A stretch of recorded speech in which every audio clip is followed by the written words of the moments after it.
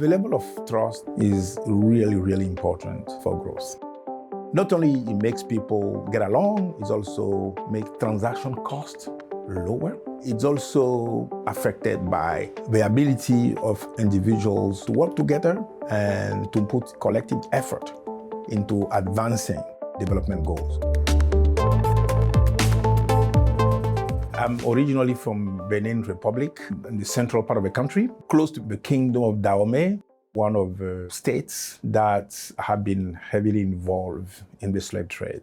The reason why I decided to look into the history of slave trades, growing up, I have heard several forms of cultural expression that tend to link slave trade to trust. For instance, when a 10-year-old boy is talking about another 10-year-old boy, the way you say that somebody is not reliable, cannot be trusted, you'll say he's going to make you disappear. He's going to sell you. And I also noticed throughout the history of Africa, particularly Benin, communities tend to fragment because of lack of trust. The question we wanted to answer is to look at very rigorously using detailed statistical information about the slave trade to understand exactly the way it affects economic development in Africa today, to understand the mechanism, and to be able to propose policy recommendation, institutional reforms that will help us overcome that history. I think there are two things that are very, very important to understand about slave trade.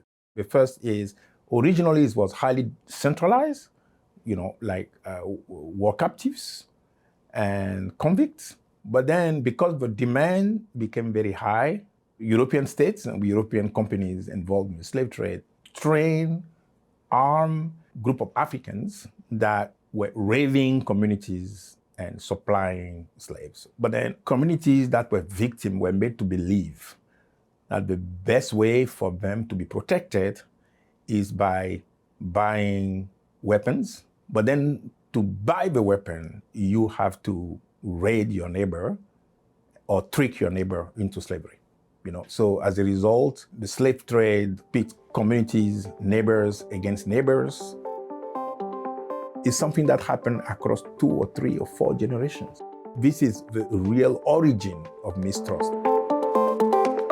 What we wanted to test is to look at the slave trade and its impact on trust today. And second, to see whether this is driven by intergenerational transmission of mistrust, because those who were impacted directly basically taught their descendants not to trust anyone. To be able to establish this causal relationship, we need to find what we call instrumental variable. We use distance from the coast, but because distance from the coast is something exogenous. Communities that are close to the coast were far more likely to be part of a slave population than those who are further away from the coast. The coast is not associated with low trust in India or in other Asian countries. And it's correlated with trust in the continent most affected by the slave trade, which is Africa. That suggests that the relationship is causal. What we find in the study is that anywhere between 16 to 25% of the variation in trust level and economic development can be explained by the involvement in international slave trade. This is bad news. But you can, from 84 to 75% are explained by non-historical factors, like education, like income, like quality of government, and so on. And that's good news. I never consider history a destiny. I'm very interested in communities and individuals that refuse to be victim of history, to do something to overcome historical legacies. Policy can help overcome this legacy in a major, major way.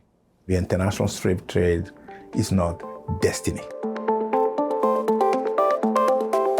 I grew up from a family of subsistence farmers. When I started university, I also became a major pro-democracy activist. I was expelled from the university for 5 years, and then I came back when I was arrested, and I spent about 18 months in prison. After escaping, I went to Canada and went back to school, and then to study economics.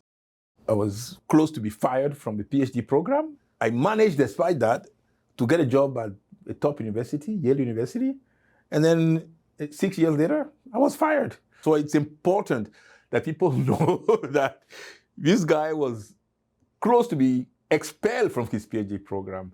He has been fired from Yale University. A key lesson from my research and from my personal experience is that the past does not define who you are.